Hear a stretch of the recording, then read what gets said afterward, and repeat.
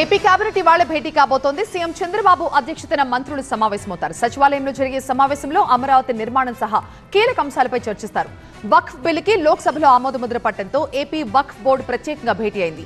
ఈ సమావేశంలో ముస్లిం విద్యార్థులకి ఉచిత విద్యా పథకం, కార్పొరేట్ కాలేజీల్లో జేఈఈ, నీట్ శిక్షణ ఇవ్వాలని నిర్ణయించారు. ఏపీ రాజధాని అమరావతిలో ఇవాళ ఈ లాటరీ ద్వారా ప్లాట్లను కేటాయించేందుకు సిద్ధమైంది ప్రభుత్వం. అమరావతి కోసం భూములిచ్చిన రైతులకు రిటర్నబుల్ గా ప్లాట్లు కేటాయిస్తోంది. సిఆర్టీఏ ప్రధాన కార్యాలయంలో ఈ లాటరీ నిర్వహిస్తున్నారు. పోలీసుల విచారణకు కాకాణి గోవర్ధన్ రెడ్డి హాజరుపై సందిగ్ధత నెలకొంది. 4 రోజులుగా నాటకీయ పరిణామాలు కొనసాగుతున్నాయి. నిన్న హైదరాబాద్ లో 3వసారి నోటీసులు ఇచ్చారు పోలీసులు. నెల్లూరు రూరల్ డీఎస్పీ ముందు విచారణకు హాజరు కావాలని సూచించారు.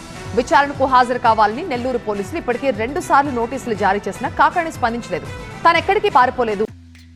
ఏ రాజు, ఎవరా అమ్మాయి? ఇది మ్యారేజ్ ఇన్విటేషన్ కాదు, నేను కొత్త బిజినెస్ స్టార్ట్ చేస్తున్నాను. కానీ ఎలా? బాస్ వాలా. బాస్ వాలా, బీ ద బాస్. అజ్ఞాతంలో లేను అని చెప్తున్నారు కాకాణి. కాకాణి ముందస్తు బెయిల్ పిటిషన్ పై ఇవాళ హైకోర్టులో విచారణ జరగనుంది. నెల్లూరు జిల్లా పొదలకూరు పోలీస్ స్టేషన్లో నమోదైన కేసులో కాకాణి బెయిల్ పిటిషన్ దాఖలు చేశారు. అదే మండలం తాటిపర్తిలో 250 కోట్ల రూపాయల విలువైన క్వార్ట్స్ దోపిడీ చేశారని కాకాణిపై కేసు నమోదైంది. ఈ కేసులో ఎఫ్ఐఆర్లో కాకాణి పేరును A4 గా చేర్చారు. దీనికి తోడు ప్రభుత్వ ఆస్తుల ధ్వంసం, ఎస్సీ ఎస్టీ అట్రాసిటీ కేసులతో పాటు మరికొన్ని సెక్షన్ల కింద కేసు నమోదైంది. కొడాలి నానికి బైపాస్ సర్జరీ పూర్తయింది. ముంబైలోని ఏషియన్ హార్ట్ ఇన్స్టిట్యూట్ లో సర్జరీ చేశారు. 8 గంటల పాటు సాగిన గుండె శస్త్రచికిత్స తర్వాత నాని ప్రస్తుతం డాక్టర్ల పర్యవేక్షణలో ఉన్నట్టుగా తెలుస్తోంది. నానికి సర్జరీ చేశారు కార్డియాక్ సర్జన్ రమాకాంత్ పాండే. రక్తనాళాల్లో 3 చోట్ల బ్లాక్ కావడంతో బైపాస్ సర్జరీ నిర్వహించారు ముంబై వైద్యులు. ప్రస్తుతం డాక్టర్ల ప్రత్యేక వైద్య పర్యవేక్షణలో ఆయన ఉన్నారు.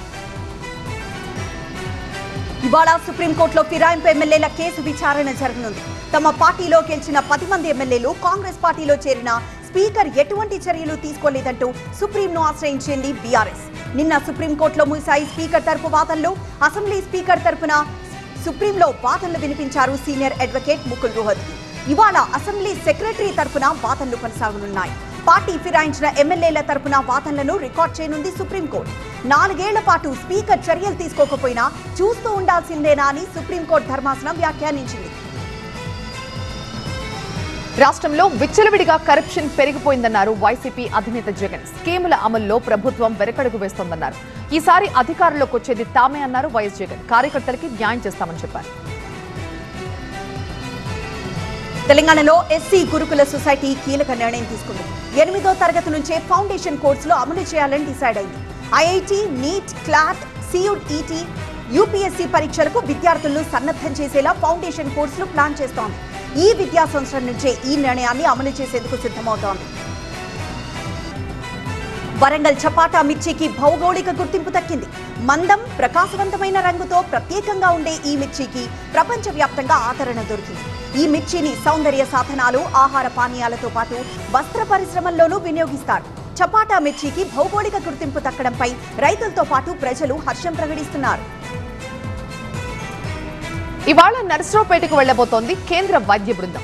బర్డ్ ఫ్లూతో చిన్నారి మృతి చెందిన కథనంపై అధ్యయనం చేయబోతున్నారు. ఇప్పటికే బాలిక సన్నిహితులకు రక్త పరీక్షలు చేశారు. ఎవరికి వైరస్ సోకలేదని నిర్ధారించారు. ఢిల్లీలోని national centre for disease control నుంచి 3, ముంబై నుంచి 1 నిపుణుడు, మంగళగిరి ఎయిమ్స్ నుంచి 1 నర్సరావుపేటలో పర్యటిస్తారు. బర్డ్ ఫ్లూ మరణం తర్వాత ఈ తరహా కొత్త కేసులేవి ఏపీలో నమోదు కాలేదని మంగళగిరి ఎయిమ్స్ ప్రకటించింది. చనిపోయిన చిన్నారికి బర్డ్ ఫ్లూతో పాటు ఎలుకల ద్వారా వచ్చే లెప్టోస్పైరోసిస్ కూడా ఉన్నట్లు ఎయిమ్స్ నిర్ధారించింది. ఇది వ్యాప్తి చెందదని, ప్రజలు ఆందోళన చెందాల్సిన అవసరం లేదు అంటున్నారు అధికారులు.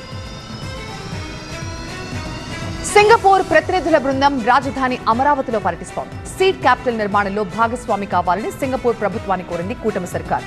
కోర్ క్యాపిటల్లోని వివిధ నిర్మాణాలను పరిశీలించింది నిపుణుల బృందం. ఇవాళ ఈ బృందం సీఎం చంద్రబాబు, మంత్రి లోకేష్ తో భేటీ కాబోతోంది. శ్రీ సత్యసాయి జిల్లా రోళ్ల మండలం అగ్రహారం గ్రామంలో తాగునీటి సమస్య తీర్చాలని ఖాళీ బిందెలతో రోడ్డెక్కారు మహిళలు. దీంతో భారీగా రోడ్డుపై ట్రాఫిక్ నిలిచిపోయింది. అధికారులకు ఎన్నిసార్లు తమ తాగునీటి గోడు చెప్పుకున్నా పట్టించుకోలేదన్నారు.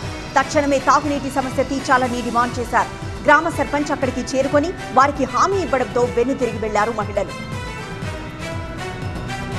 కర్నూలు జిల్లా సుంకేసుల జలాశయం వద్దకు వెళ్లిన తండ్రి, ఇద్దరు కుమారులు నీట మునిగి చనిపోయారు. సరదాగా నీటిలోకి దిగిన ఇద్దరు పిల్లలు గల్లంతు కావడంతో రక్షించడానికి వెళ్లిన తండ్రి సులేమాన్ కూడా చనిపోయాడు. వీళ్ళంతా కర్నూలు జిల్లా లక్ష్మీనగర్ వాసులుగా గుర్తించారు. సుంకేసుల జలాశయంలోని 27వ నెంబర్ గేటు దగ్గర ఈ ఘటన జరిగింది. పెద్దపల్లి జిల్లా ఎలిగేడులో శిథిలావస్థకు చేరిన వాటర్ ట్యాంక్ తో ప్రజలు భయాందోళనకు గురవుతున్నారు. 60 ఏళ్ల క్రితం నిర్మించిన వాటర్ ట్యాంకు పగుళ్లు ఏర్పడి కూలడానికి సిద్ధంగా ఉంది. నివాసాల మధ్య వాటర్ ట్యాంక్ ఉండడంతో గ్రామస్తులు భయపడుతున్నారు. ప్రమాదకరంగా ఉన్న వాటర్ ట్యాంక్ ని ఎవరూ పట్టించుకోవడం లేదంటున్నారు. ఆ ప్రాంతంలో పిల్లలు ఆడుకుంటున్నారని, వాహనాలు నిలుపుతున్నారని చెప్తున్నారు. పెను ప్రమాదం పొంచి ఉందని, ప్రాణ ఆస్తి నష్టం జరగకముందే చర్యలు తీసుకోవాలంటున్నారు. మేడ్చల్ జిల్లా Pocharam IT corridor police station పరిధిలో బీటెక్ థర్డ్ ఇయర్ చదువుతున్న విద్యార్థి అజితేష్ కనిపించకుండా పోయాడు. యమ్నంపేటలోని శ్రీనిధి ఇంజనీరింగ్ కాలేజ్లో చదువుతున్న విద్యార్థి అజితేష్ పక్కనే ఉన్న తన స్నేహితుడి రూమ్ లో ఉంటున్నాడు. తన కుమారుడు గత 5 రోజులుగా కనిపించడం లేదని పోలీసులకు ఫిర్యాదు చేశాడు తండ్రి రామకృష్ణ. స్నేహితుల ఇంటికి వెళ్తున్నా అని చెప్పి వెళ్లిన అజితేష్ తిరిగి రాలేదని తెలిపాడు. భద్రాచలంలో జరగనున్న సీతారాముల కళ్యాణానికి కోటి తలంబ్రాలను భద్రాద్రి రామయ్యకు సమర్పించారు తూర్పుగోదావరి జిల్లా శ్రీ కృష్ణ చైతన్య సంఘం సభ్యులు. వరి ధాన్యాన్ని భద్రాచలం తీసుకొచ్చి రామాలయంలో పూజలు చేశారు. కోరుకొండలో స్వామివారి కోసం కేటాయించిన ఎకరం భూమిలో వరి విత్తనాలను చల్లి పంట పండిస్తున్నారు. దేవతామూర్తుల వేషధారణలతో వడ్లను నాటి పంటను పండించారు. వరి కోత అనంతరం ఆ ధాన్యాన్ని 5 రాష్ట్రాలకు చెందిన 4000 మంది మహిళా భక్తులకు పంపిణీ చేస్తారు. భక్తి శ్రద్ధలతో శ్రీరామనామాన్ని జపిస్తూ గోటితో వాటిని వరిచి కోటి తలంబ్రాలను సిద్ధం చేశారు. 800 కేజీల గోటి తలంబ్రాలని భద్రాచలం రామాలయంలో సమర్పించి తన భక్తిని చాటుకున్నారు. భద్రాచలంలోని శ్రీ సీతారామచంద్ర స్వామి వారి దేవస్థానంలో తిరుకల్యాణ వసంత పక్ష బ్రహ్మోత్సవాలు ఘనంగా జరుగుతున్నాయి. ఉత్సవంలో భాగంగా స్వర్ణ సార్వభౌమ వాహనంపై భద్రాద్రి రామయ్య దర్శనమిచ్చారు. రాజవీధిలో నిర్వహించిన తిరువీధి సేవ ఘనంగా జరిగింది. హోమశాలలో మండల లేఖనం, యాగశాల అలంకరణ నిర్వహించడం, గరుడ ధ్వజ పట లేఖనం, గరుడ ధ్వజ పట ఆవిష్కరణ, గరుడ ధ్వజాదివాస వేడుకలు జరగనున్నాయి. ఏప్రిల్ 6న సీతారాముల కళ్యాణ మహోత్సవం, తెల్లారి పట్టాభిషేకం వేడుకలు జరగనున్నాయి. ఏపీలో భిన్నమైన వాతావరణ పరిస్థితులున్నాయి. కొన్ని చోట్ల ఎండలు, మరికొన్ని చోట్ల పిడుగులతో కూడిన వర్షాలు కురిసే అవకాశం ఉంది. రాబోతున్న 3 రోజుల్లో వర్షాలు పడతాయని ప్రజలు అప్రమత్తంగా ఉండాలని సూచించింది వాతావరణ శాఖ. నిన్న మాడుగుల, దువ్వూరు, కొత్తపల్లి, కొండపల్లి, అమరావతిలో 40 డిగ్రీల ఉష్ణోగ్రత నమోదైంది. ఇవాళ అల్లూరి, ప్రకాశం జిల్లాలు, రాయలసీమలో చెదురుమదురుగా పిడుగులతో కూడిన తేలికపాటి వర్షాలు కురిసే అవకాశం ఉంది. ఛత్తీస్గఢ్ దాని పరిసర ప్రాంతాల్లో ఆవర్తనం కొనసాగుతోంది.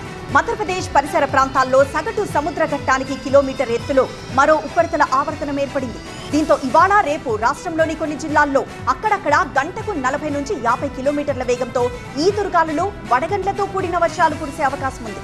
వచ్చే 3 రోజులు ఉష్ణోగ్రతలు 2 నుంచి 3 డిగ్రీలు తగ్గే అవకాశం ఉంది. తెలంగాణలోని ఆదిలాబాద్, కొమరంభీం, మంచిర్యాల, నిర్మల్, నిజామాబాద్, కామారెడ్డి జిల్లాల్లో ఉరుములు, మెరుపులు, ఈదురుగాలులతో మోస్తరు వర్షాలు కురిసే అవకాశం ఉంది. ఆదిలాబాద్ జిల్లాలో వాతావరణం ఒక్కసారిగా చల్లబడింది. ఉరుములు, మెరుపులతో మోస్తరు వర్షం కురుస్తోంది. నేరేడిగొండ, గుడిహత్నూర్, ఇచ్చోడలో ఈదురుగాలులతో కూడిన వాన పడింది. వేసవి తాపంతో తల్లడిల్లుతున్న జనాలు వానతో ఉపశమనం పొందుతున్నారు. పశ్చిమ గోదావరి జిల్లా తణుకులో ఐటీ అధికారులు తనిఖీలు చేశారు. రియల్టర్ కాటూరి లక్ష్మణరావు, వేల్పూరు వైసీపీ అధ్యక్షుడు దుర్గాప్రసాద్ కార్యాలయాల్లో సోదాలు నిర్వహించారు. కీలక పత్రాలను స్వాధీనం చేసుకున్నారు.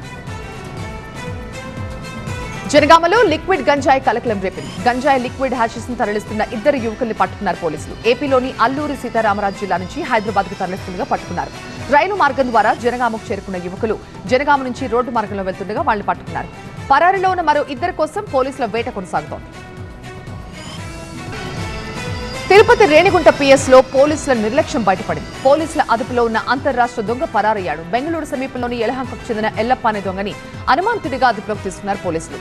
హెయిర్ గోడౌన్ లో చోరీకి పాల్పడ్డ దొంగగా గుర్తించారు. సమాచారం తెలుసుకున్న కర్ణాటక పోలీసులు రేణిగుంట చేరుకునేలోపే పిఎస్ నుంచి తప్పించుకున్నాడు దొంగ. ఘటనపై కర్ణాటక పోలీసులు అసహనాన్ని వ్యక్తం చేశారు. ఐడీ పార్టీ కానిస్టేబుల్ సూరి, అలాగే సోమశేఖర్లను సస్పెండ్ చేస్తూ ఉత్తర్వులు జారీ చేశారు జిల్లా ఎస్పీ. జర్మన్ యువతి అత్యాచారం కేసులో దర్యాప్తును వేగవంతం చేశారు హైదరాబాద్ పోలీసులు. ఇవాళ జర్మనీకి తిరిగి వెళ్లబోతోంది బాధితురాలు. దీంతో మ్యాజిస్ట్రేట్ ముందు ఆమె స్టేట్మెంట్ రికార్డ్ చేయబోతున్నారు. జర్మన్ కాన్సులేట్ కి రిపోర్ట్ పంపబోతున్నారు పోలీసులు. ఆమె స్నేహితురాలి స్టేట్మెంట్ రికార్డ్ చేశారు. నిందితుడు అస్లాం క్రైమ్ హిస్టరీని పరిశీలించి అతన్ని రిమాండ్ కు తరలించారు. రాయల్ ఛాలెంజర్స్ బెంగళూరుకి గుజరాత్ టైటన్స్ బ్రేకులు వేసింది. తొలిగా బ్యాటింగ్ చేసిన ఆర్సీబీ నిర్ణీత 20 ఓవర్లలో 8 వికెట్లు కోల్పోయి 169 పరుగులు చేసింది. లివింగ్స్టన్ అర్ధ సెంచరీతో ఆకట్టుకున్నాడు. లక్ష్య ఛేదన్ను గుజరాత్ 17.5 ఓవర్లలో 2 వికెట్లు కోల్పోయి విజయాన్ని అందుకుంది. బట్లర్ అర్ధ సెంచరీతో చెలరేగ్గా సుదర్శన్, రూథర్ఫర్డ్ ఆకట్టుకున్నారు. భువనేశ్వర్, హాజల్వుడ్ ఒక్కో వికెట్ తీశారు. సిరాజ్కు మ్యాన్ ఆఫ్ ది మ్యాచ్ దక్కింది.